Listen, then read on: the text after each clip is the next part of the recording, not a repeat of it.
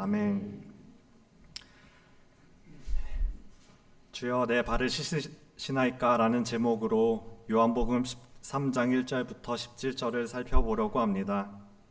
이 본문을 통해서 예수님의 사랑은 어떤 사랑이었는가, 그리고 이 사랑이 우리를 어떤 존재로 살아가도록 설득을 하는가, 이것에 대해서 드러내보고 생각해보고 고민하고 갈등하는 시간이 되었으면 좋겠습니다. 남녀노소 주님의 사랑을 아는 것만큼 중요한 것이 없고 이것이 시작이자 끝이 아닙니까? 그래서 발에 씻는 구절이 이번 주 내내 저에게 많은 일들을 주셔서 할 말이 정말 많습니다. 이때는 공생의 마지막 십자가 전날 저녁, 곧 유월절 전날입니다. 출애굽기에 유월절 규례가 성취되는 날이며 성막에서 제사장이 하나님 앞에 나아가기 위해서 손과 발을 씻던 그 물두멍의 규례가 더 이상 그림자가 아니라 실체로 나타나는 날이었습니다. 이날의 분위기란 12장 예루살렘의 입성의 분위기에 비해서는 너무나도 다른 조용한 긴장감 혹은 적막감 속에서 예수님의 절절한 사랑이 느껴지기도 하고, 그 안에서 다른 자기들의 기대와는 다른, 너무나도 다른 예수님의 결말, 그로 인한 충격과 당혹감, 불편한 진실, 그런 슬픔 등이 얽혀있는 날이었을 것입니다. 요한복음 13장에서 예수께서 제자들의 발을 씻기신 이 사건은 1절의 말씀과 같이 주님이 택하신 백성들을 사랑하시되 끝까지 사랑하셨다는 증거로 이해되어져야만 합니다. 십자가, 사랑의 절정으로 내달리시는 예수님의 사랑이 자기 백성들을 끝까지 사랑하셨다는 것을 나타내 보이시며 제자들의 발을 씻기시는 모습을 볼 수가 있습니다. 세상을 지으신 이가, 창조주가, 전능자가 이제 자기가 만든 피조물들에 의하여서 죽임을 당하는 자리까지 내몰리셨고 아버지의 이름을 영광스럽게 하기 위하여 이제 그는 십자가에 달리실 것입니다. 이것이 우리를 늘 당혹스럽게 합니다. 어떻게 세상을 지으신 이가 피조물 앞에 무릎을 꿇을 수가 있나? 죽음에 굴복당하시고 끝장나는 것 같은 길로 가시는가? 우리의 본성은 오셔서 세상의 악을 바로 잡으시고 악인이나 악인은 다 때려잡고 정의사회를 구현해서 성공과 행복만을 주셨으면 좋겠는데 하나님은 그런 방식을 사용하지 않으십니다. 그런 방식을 사용하셨을 것이라면은, 그렇게 강제적이고 억압적인 방법을 사용하실 것이라면 애초에 아담과 하와의 타락을 허락하지도 않으셨을 것이고 그들에게 자유의지를 주시지도 않으셨을 것입니다. 하나님의 권위와 힘이 그런 방식으로 사용되었다면 거기에는 참다운 하나님의 사랑이 설 자리가 없습니다. 인격 대 인격의 만남이 아닌 것입니다. 이 말인즉 우리를 하나님의 형상으로 만드셔서 그만큼 존귀한 존재로 그 존재의 크기와 가치와 위치를 존중하고 인정하고 크게 보신다는 말씀입니다. 로마서 5장 8절부터 9절을 봅니다. 제가 읽겠습니다. 우리가 아직 죄인 되었을 때 그리스도께서 우리를 위하여 죽으심으로 하나님께서 우리에 대한 자기의 사랑을 확정하셨느니라. 9절 읽어주십시오.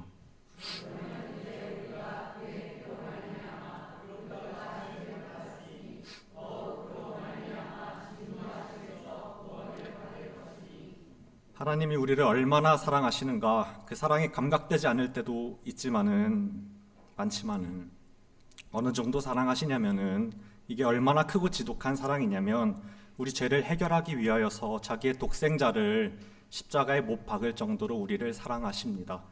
하나님이 죄를 그냥 덮고 지나가지 않으시기 때문에 동시에 죄인을 사랑하시기에 끝까지 포기하지 않으셔서 공의와 사랑이 만나는 자리에 십자가를 세우십니다. 하나님의 거룩하심은 죄를 심판해야 하고 또 동시에 하나님의 사랑은 죄인을 구원해야만 합니다. 우리는 본래 죄인이라고 매번 설교 때 말씀을 드리고 있습니다.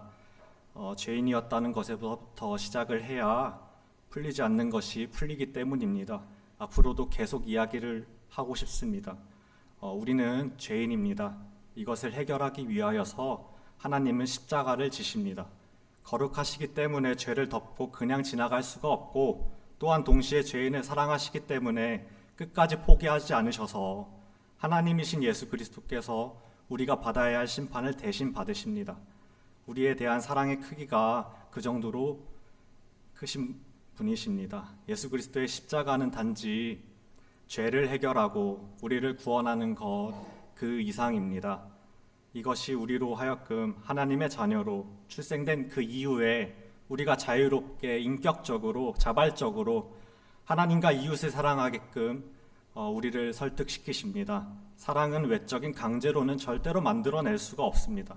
그래서 강압적이지 않고 억압적이지 않으신 것입니다. 주님의 사랑이 또 어떤 사랑인지 조금 더 들여다보기를 원합니다. 요한복음 13장 4절부터 5절을 봅니다. 저녁 잡수시던 자리에서 일어나 겉옷을 벗고 수건을 가져다가 허리에 두르시고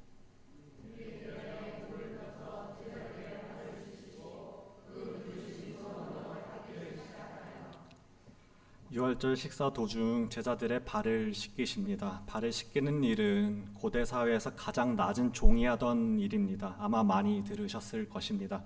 당시 랍비나 선생이라고 하는 자들은 제자의 발을 씻기는 일이 없었고 반대로 제자가 스승의 발을 씻겼습니다. 신체적으로는 발은 가장 낮은 곳에 있고 낮은 곳과 가장 접촉이 많은 곳이기 때문에 더럽고 불결하고 수치스럽고 냄새가 나는 곳입니다. 또한 발은 단지 걷는 부위만을 의미하는 것이 아니라 우리 인간 존재가 어디로 나아가는가, 무엇과 접촉하며 살아가는가를 가리킵니다. 발은 정체성을 가리킵니다. 죄인으로서 살아온 우리의 삶의 족적과 경로들이 우리 발에 묻어 있습니다. 발은 우리가 살아가는 방향대로 걷게 되기 때문입니다. 이 때묻고 냄새나고 더러운 이 발을 주님이 겉옷을 벗으시고 수건을 허리에 두르시고 대야에 물을 떠서 직접 제자들의 냄새나는 발을 닦으십니다.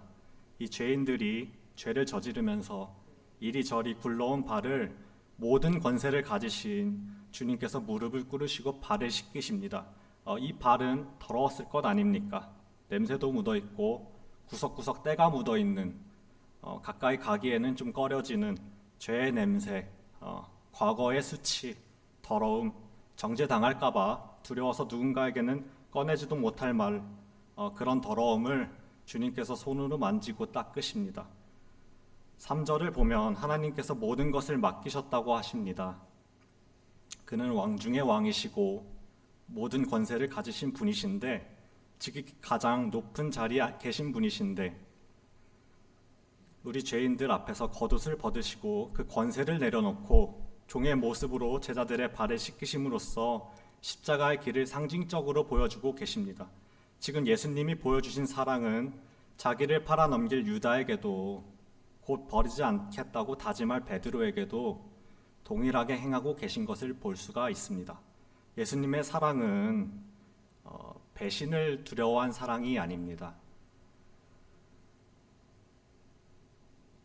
배신을 당할 것을 이미 알고 계셨고 베드로가 3번이나 자기를 부인하고 도망갈 것을 알고 계신 사랑입니다. 주님은 속지 않으시기 위하여서 배신당하지 않기 위하여서 이 속고 배신당하면 너무나도 쓰라리고 아프니까 그래서 속지 않으시려고 발버둥치고 그러고 계시지 않습니다. 속지 않으려고 배신당하지 않으려고 더 이상 아프지 않으려고 그 더럽고 냄새나는 발 앞에서 그 사람의 속내가 무엇인지 파고들지 않으시고 정죄하지 않으시고 거리를 두지 않으십니다. 그들의 더러운 배신 앞에서 냄새나는 발 앞에서 회피하고 꺼려하고 문을 닫지 않으셨단 말입니다. 그저 그분은 덤덤히 겉옷을 벗으시고 그들의 더러운 발을 감당하십니다. 우리 아버지는요, 바보가 아니십니다. 그런데도 우리에게 매번 져주시는 아버지이십니다. 우리는 늘 똑똑하려고만 하는 것 같습니다. 연약해서 속지 않으려고 하고 상처받지 않으려고 합니다. 항상 완벽하려고 합니다. 우리는 그렇게 속는 것을 싫어하면서도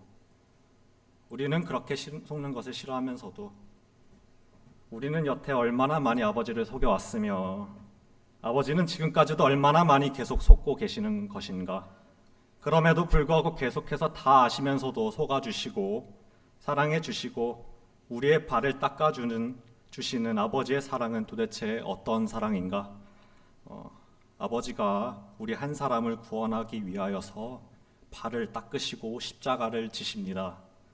지금 당장은 다 알 수 없는 아버지의 사랑으로 설득하시고 설복시키십니다. 아버지의 사랑은 다시 말하지만은 강제하지 않으시고 조종하지 않으십니다. 군림하지 않으시고 협박하지 않으십니다. 그는 그저 우리의 수치와 더러움 앞에서 회피하지 않고 발을 닦으시고 계십니다. 자기를 배신하고 팔아넘기고 십자가를 몰아넣는 자 앞에서까지 그것을 다 아시면서까지 그들의 발을 닦으시는 주님의 사랑을 묵상해 보기를 바랍니다. 주님은 우리의 속내를 다 알고 계십니다.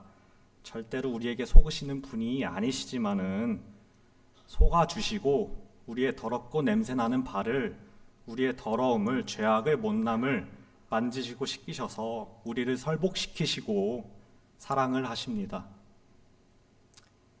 시편 55편 12절에서 14절을 봅니다.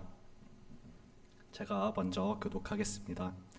나를 책망하는 자는 원수가 아니라 원수일진데 내가 참았으리라. 나를 대하여 자기를 높이는 자는 미워하는 자가 아니라 미워하는 자일진데 내가 그를 피하여 숨었으리라.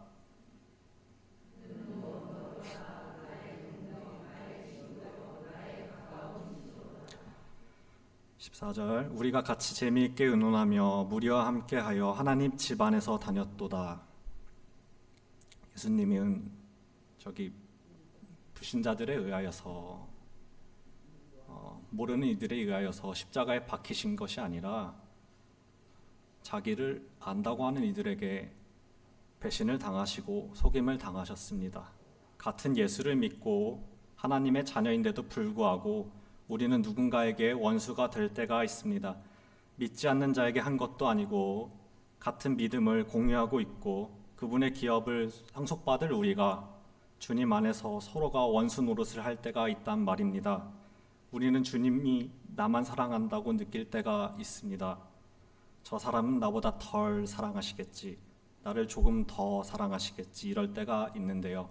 왜냐하면 주님이 우리를 얼마나 사랑하시냐면은 나만 사랑하시게끔 이렇게 느껴질 때가 있습니다. 사랑을 주시면요.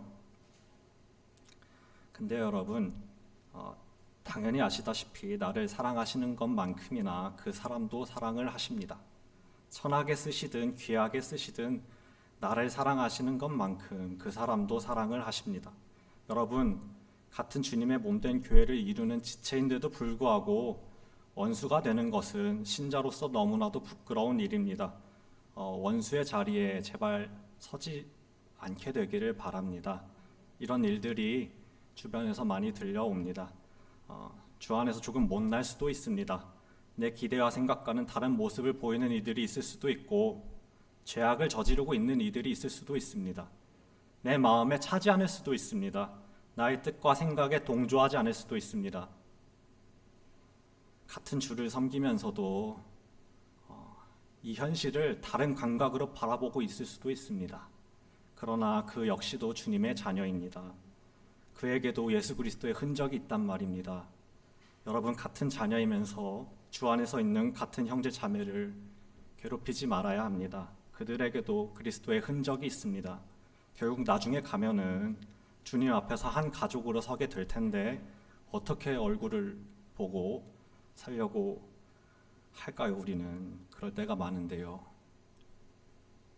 성도로서 살면서 척지고만 안 살아도 참 잘했다고 생각이 듭니다. 내가 너무 옳아서, 내 생각이 옳아서, 내 생각이 조금은 더 옳아 보여서 그럴 때가 있는데 사실은 사랑에 더 가까워져야지, 이해를 해야지, 배려를 해야지, 나의 옳음으로 그래서는 안 됩니다. 우리 아버지 예수 그리스도 자신을 십자가로 팔아 넘기고 자신을 부인하고 떠날 이들에게 발을 닦으시는 주님의 사랑을 보게 되기를 바랍니다. 그 사랑이 우리에게 흘러 넘치게 되기를 바랍니다. 지금 속이 타들어 가시지 않겠습니까? 그럼에도 불구하고 도망가지 않으시고 더러운 발 앞에 서 계시는 주님을 생각하게 되기를 바랍니다. 나머지 6절에서 9절을 봅니다. 시몬 베드로에게 이르시니 베드로가 이르되 주여 주께서 내 발을 씻으시나이까.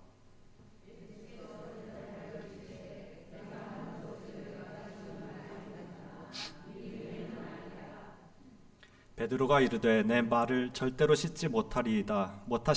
예수께서 대답하시되 내가 너를 씻어주지 아니하면 너가 나와 상관이 없느니라.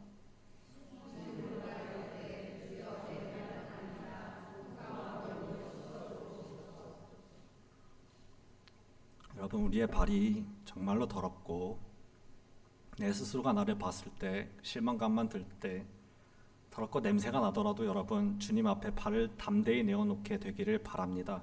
우리를 잘 아셔서 잘 아시니까 잘나서 택하신 것도 아니고 어떤 존재인지 정체가 무엇인지 시작과 끝을 아시는 분이 내가 얼마나 엉망진창인지 알고 택하셨단 말입니다. 사랑하기로 작정을 하셨어요. 이 사랑은 포기가 될 수 없는 사랑이어서 하나님이신 그분이 직접 세상으로 내려오셨고 우리 삶에 뚫고 들어오셔서 더럽고 냄새나는 죄인들의 수치와 잘못을 못남을 짊어지시고 십자가를 지셨습니다. 그는 대제사장이요 우리의 연약함을 동정하지 못하실 이가 아닙니다. 여러분, 혹시라도 죄가 붉으면 붉을수록 더러우면 더러울수록 돕는 은혜를 얻기 위하여 은혜의 보좌 앞에 담대히 나아가게 되기를 바랍니다. 예수 그리스도를 굳게 붙잡고 주님 앞에 발을 담대히 내어놓으시길 바랍니다. 우리의 발을 씻으시는 주님의 사랑이 우리 가운데 가득하게 되기를 바랍니다. 주님이 씻기시지 못하는 더러움이란 없습니다.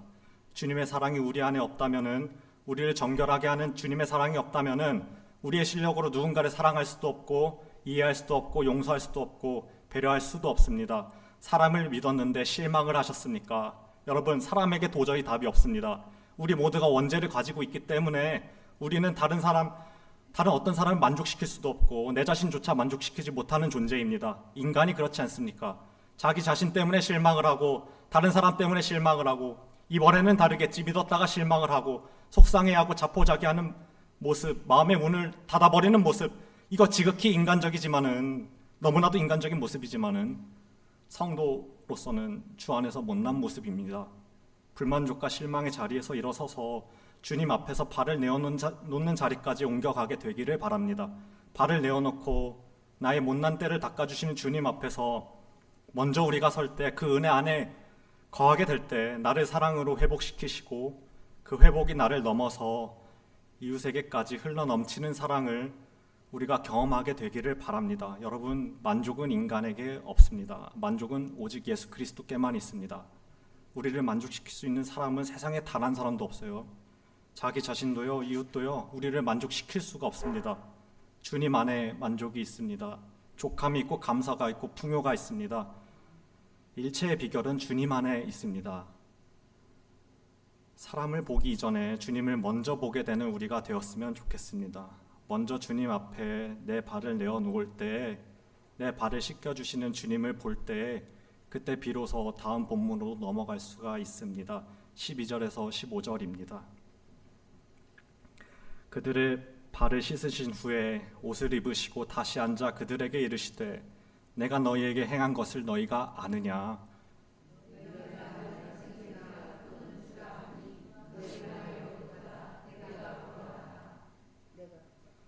내가 주와 또는 선생이 되어 너희 발을 씻었으니 너희도 서로 발을 씻어주는 것이 옳으니라.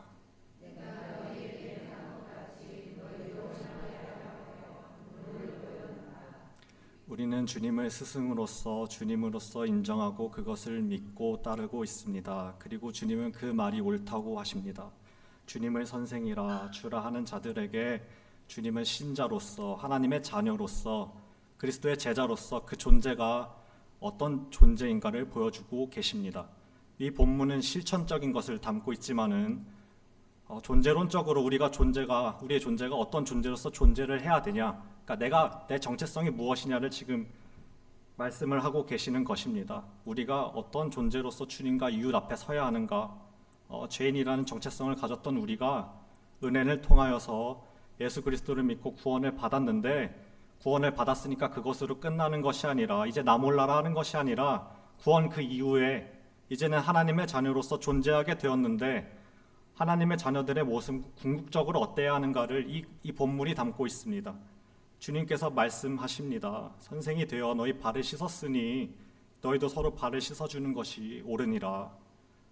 지금은 안 되더라도 궁극적으로 우리 신자들이 존재해야 하는 모습은 결국 주님이 본을 보이신 대로 우리 역시도 서로의 발을 씻겨주는 모습입니다. 씻겨주기 위해서는 먼저 씻어주려고 하는 사람의 태도도 중요하지만 그보다 먼저 발을 내어놓는 이가 있어야 합니다. 자기의 수치와 더러움, 약점을 감추지 않고 서로가 서로에게 발을 내어놓는 일들이 우리 교회 안에 풍성하게 있어야 합니다. 교회가 삭막해지고 두려워지고 꺼려지는 것이 왜 그런 것입니까? 기도를 해도 영적으로 점점 메말라가는 이유가 무엇입니까? 교회 안에서 서로가 서로에게 솔직해지지 못하고 자신의 연약함과 약점과 문제를 솔직하게 고백을 하지 못하고 감추기에 급급하고 아무런 문제가 없는 척 넘어가려고 하기 때문에 그 이상은 성장하지를 못하는 것입니다.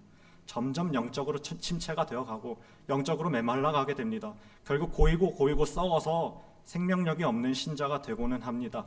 주님이 이것을 슬퍼하십니다. 얼마나 서로에게 발을 내어놓고 진심으로 서 계시는지가 정말로 궁금합니다. 소통은 쌍방이 아니지요. 한쪽으로 휘어져 가는 관계는 건강하지 못하고 틀어지게 되어 있습니다. 그렇다면 우리가 왜 발을 내어놓지 못하는가? 사실은 우리 너무나도 잘 알고 있다고 생각을 합니다. 잘 아시다시피 이 발을 내어놓기 시작하면 이걸 내어놓으면 물어 뜯길까봐 걱정이 되고 내 약점이 노출이 되니까 험담을 들을 수 있다고 겁을 먹고 실제로 못난 모습으로 조롱을 하고 약점을 가지고 뒤흔들고 이런 경험들이 생기고 있으니까 실제로 이러고들 있으니까 내어놓지 못하는 것 아닙니까? 주님 안에서 한 가족이라면서 말로만 한 가족일 때가 너무나도 많고 가족이면서도 내어놓는 그 사람을 안아주고 회복시키기는커녕 보듬어 안기는커녕 물어뜯고 맛보고 즐기는 일이 그런 일들을 바라볼 때 너무나도 가슴이 아픕니다. 신학교 내에서도 이런 일들이 있고 믿음의 동역자들이 이런 일들로 힘들어하고 있습니다.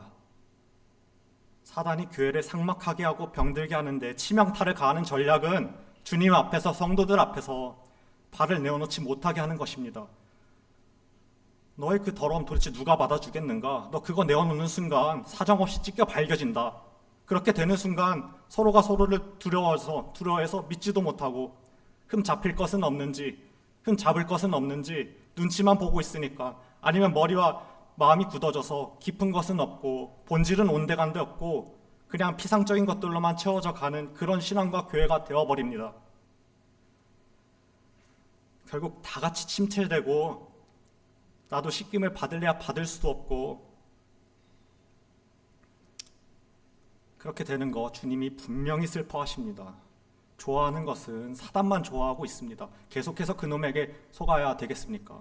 나의 연약한 모습, 이 더러운 발을 내어놓아야 하는데 여러분 두렵지만은 용기가 필요합니다. 상처를 받을 수 있는 용기, 갈등을 두려워하지 않는 용기가 필요합니다. 나의 생각과 마음을 내려놓는 용기가 그런 용기가 필요합니다. 또한 반대로 자기 앞에 발을 내민 성도를 더럽다고 연약하다고 약하다고 회피하지 마시길 바랍니다. 우리가 진정 성도라면은 진짜 구원받은 성도가 맞다면 그가 발을 내밀기까지 얼마나 그 뒤에서 얼마나 그가 많은 소가리를 했으며 그렇게 내어놓기까지 얼마나 많은 고통을 겪었으며 뒤에서 얼마나 많이 울었고 얼마나 많은 탄식을 했으며 얼마나 많은 한숨을 내쉬었는지 생각을 해봐야 합니다. 예수 그리스도의 본을 따라서 우리 앞에 발을 내미는 성도를 외면하지 않고 업신여기지 않고 함부로 대하지 않고 설사 그가 나를 팔아서 나를 배신해서 나를 속여서 나를 모함해서 왜곡하고 나를 망하는 길로 몰고 간다고 할지라도 우리는 발을 씻겨야 합니다. 그게 성도입니다. 우리가 걷는 십자가의 길은 이 사랑은 예수님의 본을 보신 것처럼 배신을 당할 것을 알면서도 사랑하는 길입니다. 차라리 여러분 우리가 바보가 되어서 그냥 속기를 바랍니다. 그냥 속아주기를 바랍니다. 한 사람의 심연 속에 있는 그 더러움과 수치와 약점을 감당할 수 있는 신자들이 되어야 합니다. 잠시 제 이야기 좀 하겠습니다. 저는 이전에 침례교회에 있었습니다. 그 교회는 교회에서 상처받은 자들이 모인 교회였습니다. 장로교 합동, 통합, 백석, 감리교, 순복음, 침례교 각종 교회에서 상처받은 영혼들이 모여서 수평 이동으로, 그러니까 믿지 않는 자가 구원받아서 성도가 늘어난 교회가 아니라 상처받아서 수평 이동으로 이루어진 교회였습니다. 주 안에서 참으로 못난 자들 중에 못난 자들이었고, 죄도 많이 저지르고 어그러지고 흠이 많고 틈이 많은 그런 자들이었습니다. 그러나 그 속에서 하나님이 주권적으로 놀라운 일을 행하시기 시작하셨습니다. 못나고 어그러진 자들이 모여서, 사회에서 보면은 별 볼 일이 없는데 더럽고 약하고 약점투성이들인데 그런 자들이 모여서 있는데 무엇 하나 잘난 것이 없는데 주권적인 하나님의 은혜로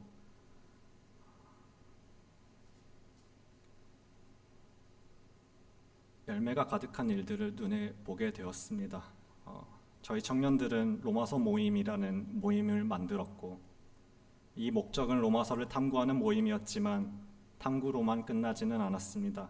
자신들의 약점과 부끄러움과 더러움을 누구나 할 것 없이 까놓기 시작했고, 서로가 서로를 감싸 안고 서로를 위해 기도했으며 서로의 발을 닦았습니다. 서로를 판단하고 정죄하지 않았고, 어떠한 목적을 위해 열심과 특심을 내려고 한 것도 아닌데, 어떤 결과를 성취하려고 한 것이 아닌데, 자발적으로 모이고 새벽까지 모이고 다음날까지 모이고 밤을 새서 서로의 신앙에 대해서, 인생에 대해서 나누길 시작했습니다.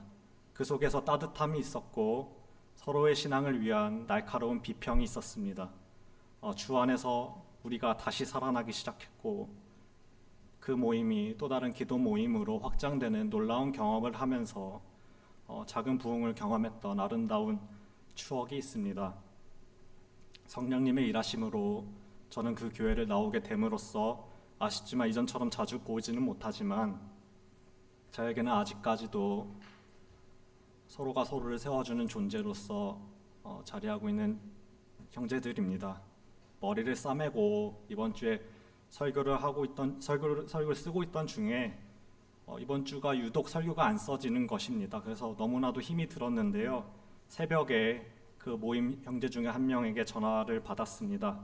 오랜만에 받은 전화라서 너무나도 반갑게 받았지만은 대화는 쉽지 않고 무거웠습니다. 교회를 위했다고 생각한 일들 속에서 모함을 당했고 오해를 받았고, 그 속에서 결국은 교회를 나오게 되었다.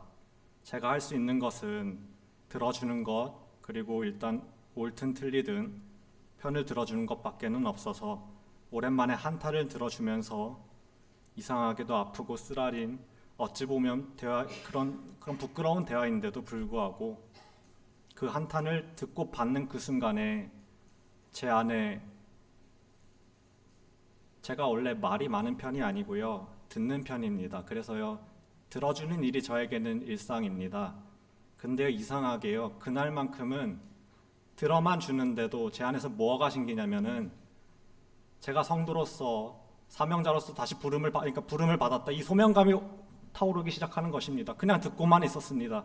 한 사람에 대해서, 한 존재에 대해서 그 사람이 못났든 어쨌든 간에 판단하지 않고 그냥 들어만 주고 있었는데요, 제 마음 안에서 다시 타오르기 시작하는 것입니다.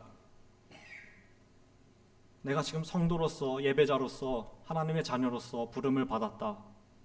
그 존재감을 확실하게 느꼈습니다. 이상했습니다. 들어주고만 있는데도 왜 갑자기 그런 감정이 느껴지는지 지금도 이해를 할 수가 없습니다. 전화를 끊고 제 설교문은 다시 불이 붙었습니다.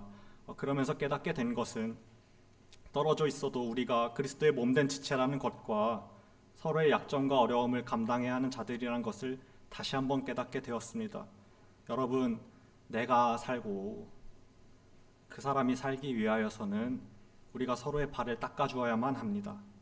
주의 일을 하는데도 제 친구처럼 괄시를 받고 남의 이익을 구하는데도 천대를 받을 수가 있습니다. 그 속에서 모함이 있을 수도 있고 오해가 있을 수도 있고 상처와 갈등이 있을 수도 있습니다. 그 발을 씻기기 위하여 자존심을 내려놓아야 하고 배신을 당하기도 하고 속기도 합니다. 아프고 쓰라리지만 주 안에서 성도로서 존재하는 자들의 어떠한 필연입니다. 우리는 주님이 지신 십자가를 져야만 합니다. 우리 이전에 먼저 속으시고 십자가에 돌아가신 예수 그리스도를 묵상하게 되기를 바랍니다. 아버지, 저는 아버지를 도대체 얼마나 많이 속였습니까? 저는 참으로 아버지를 많이 속였습니다. 그리고 아마 앞으로도 죽기까지 속일 것입니다. 저는 그런 비참하고 더러운 죄인입니다. 아버지는 그런 아픔과 고통을 다 감내하시고 저의 정체를 아시고도 제 발을 닦아주셨고 지금도 닦아주고 계십니다. 그러니 아버지, 저도 본을 받아서 제가 속더라도 배신을 당하더라도 상처를 받더라도 아버지 그 사람의 발을 닦겠습니다. 아버지 참아보겠습니다. 아버지 이해해보겠습니다. 아버지 용서하겠습니다. 아버지 사랑해보겠습니다. 이렇게 다짐하면서 주님과 이웃에게 발을 내어놓고 또 우리도 이웃의 발을 닦아줄 수 있는 우리가 되었으면 좋겠습니다. 이런 자들에게는 세상이 감당 못할 향기가 납니다. 무슨 향기입니까? 고린도후서 2장 14절에서 16절을 봅니다.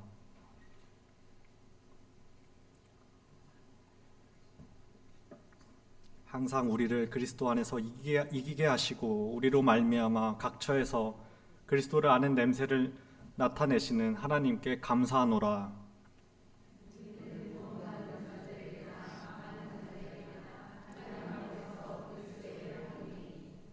이 사람에게는 사망으로부터 사망에 이르는 냄새요 저 사람에게는 생명으로부터 생명에 이르는 냄새라. 누가 이 일을 감당하리요? 주님 앞에 발을 내미는 자, 서로가 서로의 발을 닦아주는 자들에게는 그리스도의 향기가 납니다. 그 못난 그 사람 언제 변할는지는 아무런 기약이 없고 보장도 없고 내가 알 수 없다마는 그래서 속이 터지더라도 오늘도 포기하지 않고 내 앞에서 놓여진 그 발 앞에서 도망가지 않고 회피하지 않고 묵묵히 그 일을 감당하면서 그 사람 품에 안고 끌어안고 같이 죽어가는 자리로 함께 가게 되기를 바랍니다. 주님께서 결국 우리 신자들의 생애 속에서 반드시 그렇게 일하실 것이며 반드시 십자가를 지고 죽는 자리까지 이끌어 가실 것입니다. 성도 한 사람이 십자가를 지고 죽어서 내는 향기는 세상이 주는 썩은 내가 아니라 그리스도의 향기입니다. 세상에는 사망에 이르는 냄새요 구원받은 백성에게는 생명에 이르는 그리스도의 향기 말입니다. 하나님 앞에서 은밀한 소명을 받아서 교회를 세우겠다고 우리 가족이라도 좋으니까는 성도 5명이어도 좋습니다. 주님, 교회를 세우겠습니다. 교회를 세우겠습니다. 제가 힘들 때는 하나님이 덮거나 교회를 세워라, 덮거나 교회를 세워라, 덮거나 교회를 세워라 이렇게 말씀을 하셨는데요. 믿음의 동지들과 선배들과 가족들과 많은 교회들에게 교회를 세우겠다고 다짐을 하였는데도 죽지 않고 있다. 죽지 않고 세상의 냄새만 풀풀 풍기고 있다. 그런 상태를 지금 저는 자각하고 있습니다. 죽지 않는 자가 어떻게 다시 태어나겠습니까? 허물어지지 않고 이전 모습 그대로 안고 살아가고 있는데 어찌 다시 세워지겠습니까? 하나님이 이렇게 말하시듯 싶습니다. 사랑하는 나의 자녀야, 나와 함께 가자. 너가 져라. 너가 져라. 너가 져라. 너가 지는 길로 가자. 속아주고 넘어가주고 사랑하는 길로 가자. 가서 나랑 그냥 같이 죽자. 나는 죽음을 엎어버릴 수가 있다. 내가 이미 세상을 이겼다. 너가 죽어서 내는 그리스도의 그 향기가 흐르고 흘러서 담을 넘고 벽을 넘고 세대를 넘어서 어느 누군가에게 퍼질 것이고 그것이 너의 영광이 될 것이다. 기억해라. 너가 아우성 치며 죽는 것으로 나는 영광을 받고 그것이 너의 영광이 될 것이다. 그것이 너의 승리다. 너가 내 명예고 내 영광이고 내 자랑이다. 내 면류관이다. 누가 뭐라 해도 너는 나의 영원히 포기될 수 없는 나의 자식이다. 나는 너를 포기하지 않을 것이다. 나의 포기될 수 없는 사랑이 결국 네 팔을 벌리는 곳으로 끝끝내 이끌어가고 말 것이다. 여러분, 우리가 썩어져야 합니다. 우리가 썩어져야 합니다. 제가 멀쩡히 살아있으니까는 주님의 일을 막는 것 같습니다. 저는 원래 별로 세상을 살고 싶지 않았던 한 청년이었습니다. 아프지만 않으면은 빨리 죽고 싶었습니다. 제가 늙는 것을 두려워해서 흰머리를 보는 것도 두렵고 주름이 생기는 것도 두렵고 외모에 관심이 많았습니다. 근데 여러분, 한 성도로 부름을 받았으면은 우리가 죽어야 합니다. 잘 죽어야 합니다. 그런 마음이 듭니다. 말씀을 마치도록 하겠습니다. 찬송가 563장입니다.